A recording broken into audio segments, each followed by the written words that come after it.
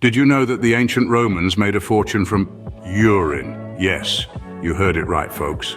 Pee was a big business back then. Now I know what you're thinking. Urine? Really? But hold on to your togas because it's about to get a whole lot weirder. Urine in ancient Rome was like liquid gold. It was used for everything from laundry to tanning hides, and not just any hides, but the finest leather for the most fashionable Roman sandals.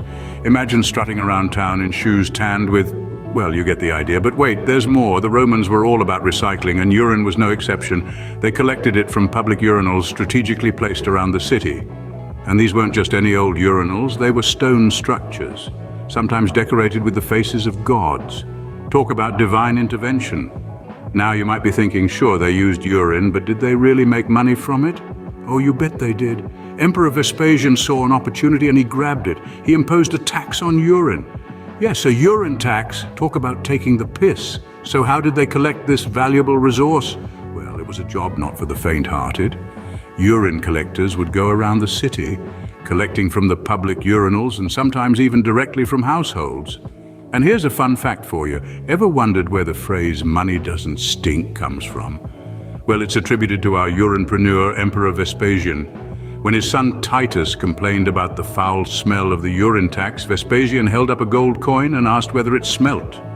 When Titus said no, Vespasian replied, "Yet it comes from urine." And there you have it. The ancient Romans turned the most mundane of bodily functions into a booming business. So the next time you're feeling down about your job, just remember, you could have been a urine collector in ancient Rome. Forget about the gold rush. Have you ever heard of the great Alaskan salmon rush? No? Well, buckle up because this story is about to get fishy. Imagine this. It's the late 19th century, Alaska.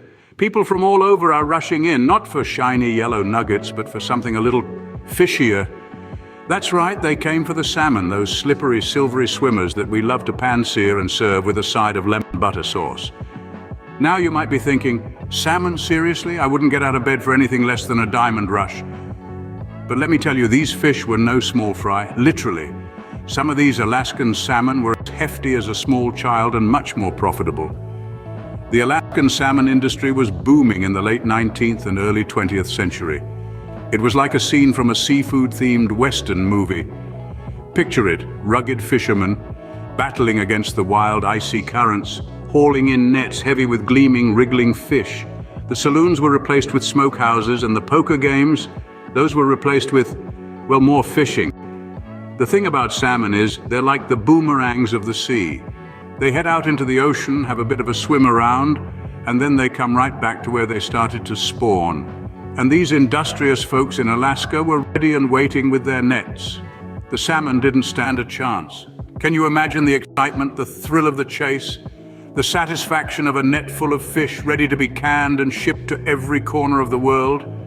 And all this without having to worry about pesky things like gold diggers and claim jumpers. So there you have it, the Great Alaskan Salmon Rush. It may not have the same glitz and glamour as its golden cousin, but it's a tale of determination, entrepreneurship, and a whole lot of fish. So the next time you're enjoying a salmon roll at your favorite sushi place, remember, that fish might just be a descendant of an Alaskan salmon rush.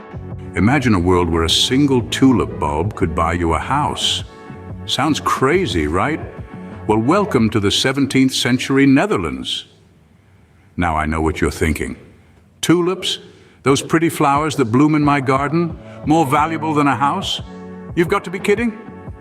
Well, buckle up because this is one wild ride through the annals of economic history. Picture this, it's the 1600s. The Dutch, known for their love of all things horticultural, have just discovered tulips. And not just any tulips, but ones with vivid, flamboyant colors that make them the Kardashians of the plant world. The Dutch, being the savvy traders that they are, started buying and selling these bulbs. And it wasn't just a hobby or pastime. Oh no, this was Wall Street before Wall Street was even a thing. Prices for a single bulb soared higher than Snoop Dogg on a Friday night. We're talking about the same price as a luxury house in the heart of Amsterdam. Now let's put this into perspective. Imagine walking into a flower shop today and seeing a price tag on a tulip bulb that's equivalent to a 4-bedroom house in Beverly Hills. You'd think the florist had lost their marbles, right? But that's exactly how it was back then. But like any bubble, it was destined to pop. And when it did, it wasn't just a gentle letdown. No, this was more like a Hindenburg-level disaster.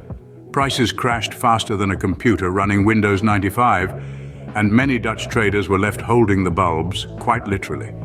So, the next time you're browsing through a garden center or scrolling through Instagram lusting after the latest plant craze, just remember this story. It might make that $1.20 succulent seem a bit more reasonable. So if you thought your obsession with houseplants was getting out of hand, just remember at least you're not trading your house for a tulip bulb. Let's take a moment to remember the brave soldiers of the Great Emu War. No, not those soldiers, the emus. Now you might be thinking, wait, what, emus in a war? Yes, my friends, you heard it correctly.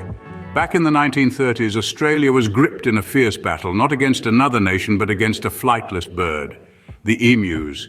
And let me tell you, these birds were no chickens. Picture this, thousands of emus, each standing at a whopping 6 feet tall, storming across Western Australia's farmlands like a feathery tsunami. Farmers were, understandably, a tad bit concerned. Their crops were being decimated and their livelihoods were at stake. So they did what any sensible person would do. They called in the military. Now you'd think that a few machine guns would quickly sort out a bunch of birds, right? Wrong. These emus were the avian equivalent of action movie heroes dodging bullets like they were auditioning for The Matrix. The government launched Operation Emu, complete with Lewis guns and soldiers. They were ready for a quick victory, but oh boy, were they in for a surprise. The emus, in a stunning display of feathered fury, proved to be quite the formidable foe. They scattered in all directions, evading gunfire with an agility that would put an Olympic gymnast to shame. The military strategized, planned, and attacked again, and again, and again. But each time the emus emerged victorious, leaving the soldiers baffled and a little embarrassed, to be honest. By the end of the war, the government had fired 10,000 rounds of ammunition. And the emus, they just dusted off their feathers and went about their day. Oh, and the cost of this feathered fiasco? The government spent 2 rounds of ammunition for every emu they managed to hit. Talk about an expensive omelette. So the next time you're feeling unstoppable, just remember you've got nothing on an Australian emu. So there you have it, folks. From urine collectors in ancient Rome to emu warriors in Australia, history is full of forgotten moneymakers. I know you're probably wrinkling your nose at the thought of urine collectors. But hey, back in the day, they were the unsung heroes of the fashion industry. Yes, you heard that right. Those tunics you see in all the epic gladiator movies, they were cleaned using collected urine. It was the Tide Pods of the ancient world, if you will. Now let's hop, skip, and jump a few centuries forward to the land down under, where emu warriors roamed the wild outback. No, these weren't some mythical creatures with the body of an emu and the head of a warrior. They were farmers armed with machine guns, waging a war against, well, emus. You see, in the early 20th century, Australia was overrun by these large, flightless birds, causing massive agricultural damage. And so the Great Emu War was waged. Spoiler alert, the emus won. So let's recap. We've covered everything from urine collectors in ancient Rome, who were the unsung heroes of the fashion industry, to the salmon boom during the gold rush, where people made fortunes selling canned salmon. We've talked about the tulip mania in the Dutch Golden Age, where a single tulip bulb could buy you a fancy house.